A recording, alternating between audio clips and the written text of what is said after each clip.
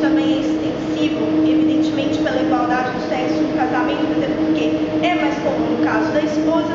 A ex-esposa, na hora da separação e do divórcio, dispensou pensão alimentícia. Quando esse segurado falecer, é possível benefício previdenciário para a ex-esposa que não pediu pensão alimentícia e não pediu alimentos? Já lhes respondo, isso também já não é mais uma controvérsia.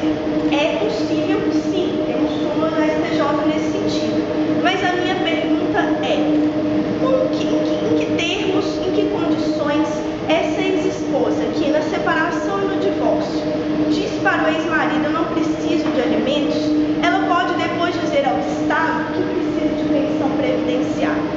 Então, analisando inúmeros julgados do STJ, eu pude perceber o seguinte: caso essa ex-esposa manifeste alguma doença grave depois disso, ou seja, ela precisa de medicamentos e não tem condições de se manter, ou atingiu idade muito avançada e não tem meios de subsistência.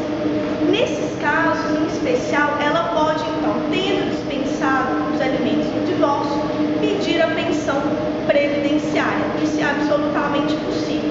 Quais casos também isso é possível? Em que não houve divórcio, separação em sentido formal, e por isso também não houve pedido de alimentos, mas em que esse ex-marido, que é ex-marido no sentido de fato, continuou, segundo a sua liberalidade, mantendo essa ex-esposa por meio de pagamento de aluguéis, por meio de fornecimento de valores, por meio do pagamento de algum seguro-saúde, alguma coisa nesse sentido. Essa ex-esposa, que pode ser ex-esposa por direito ou de fato, ela pode, sim, nessas circunstâncias, pleitear a previdência, que ela seja beneficiária também de uma pensão. Então, são essas as circunstâncias em que foi consolidada essa situação da ex-esposa que dispensou pensão alimentícia ou que nunca pleiteou pensão alimentícia.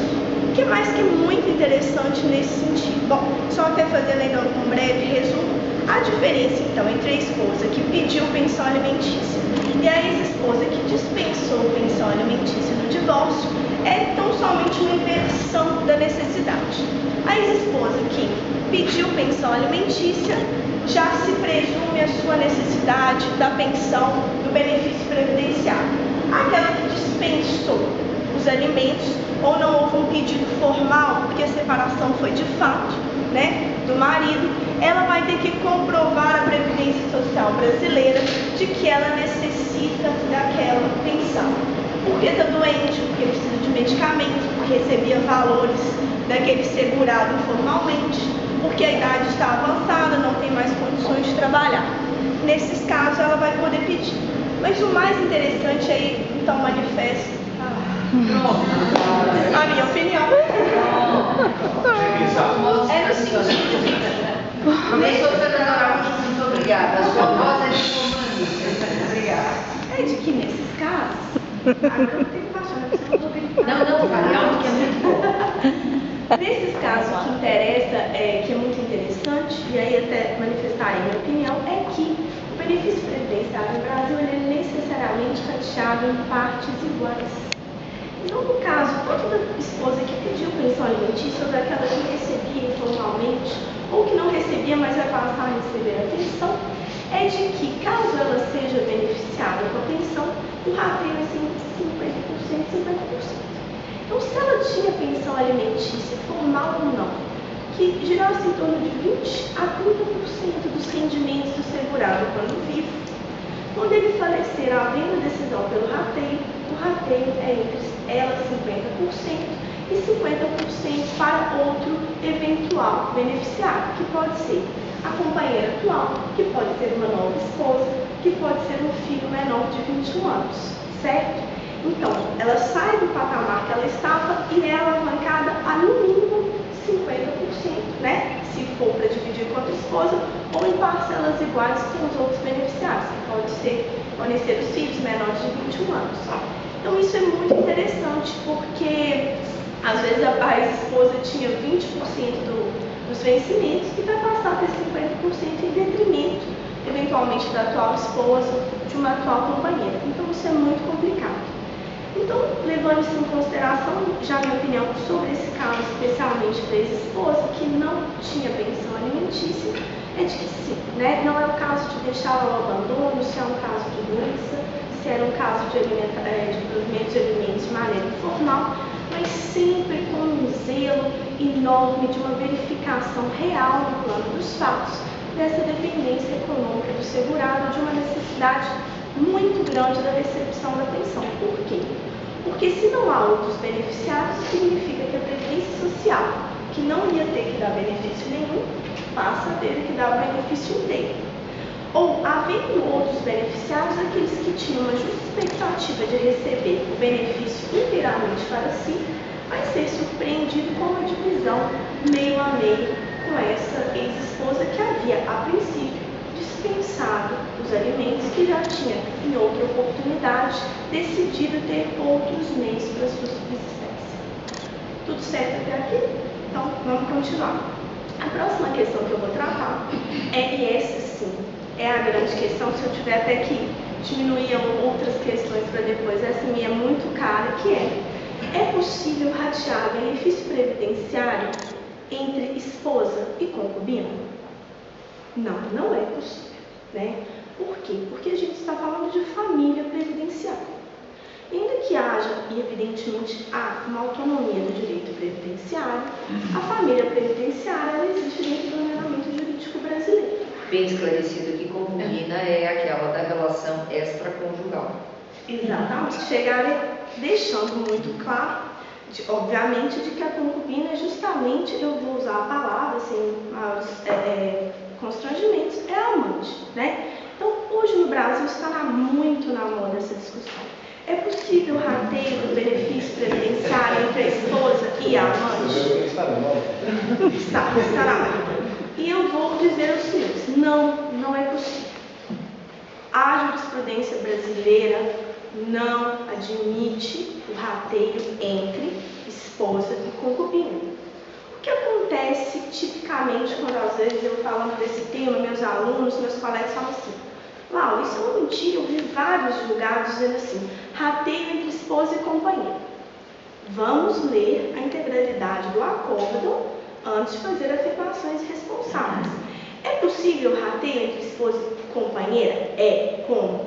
Se essa esposa, na verdade, estava separada de fato ao longo do tempo. Isso está sempre na integralidade do acórdão. Eu tento achar que até uma certa má-fé essa ideia. Rateio entre esposa e companheiro. Sim. Essa esposa estava separada de fato desse segurado há muito tempo, era mantida por ele. Este senhor constituiu uma união estável com a devida publicidade regulada pelas relações de família, e assim o benefício dele será rateado pela esposa, da separação de fato, e pela sua companheira. Às vezes aparece assim, rateio entre esposa e concubino. Estamos falando de esposa e amante, estamos falando de esposa separada de fato e de companheira, que um dia no Brasil, há muitas décadas atrás, foi conhecida como concubina. Então, se a gente lê a integralidade dos acordos do Superior Tribunal de Justiça, que no Brasil é responsável pela uniformização da nossa legislação, a gente vai ver que não é possível. Não é possível por quê? Porque a relação de companheirismo, de união estável, e aqui eu sei que já se fala muito sobre isso, cada um dá um enfoque, mas o meu é especialmente o seguinte: ela demanda uma publicidade social, real, efetiva, ostensiva.